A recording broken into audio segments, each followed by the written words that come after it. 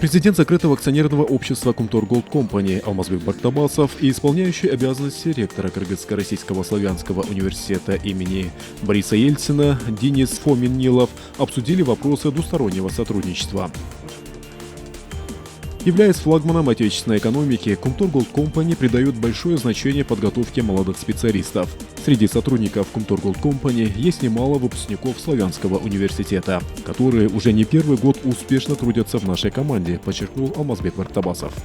Наш вуз обладает техническими возможностями, позволяющими проводить разнообразные лабораторные исследования и испытания. Уверен, что наше сотрудничество будет взаимовыгодным и плодотворным, констатировал Денис Фомин-Нилов. По итогам встречи Алмазбек Бактабасов и Денис Фомин-Нилов договорились о сотрудничестве в области подготовки кадров, возможности практического применения на производстве инновационных предложений, проведения совместных исследований для их дальнейшего применения на производстве.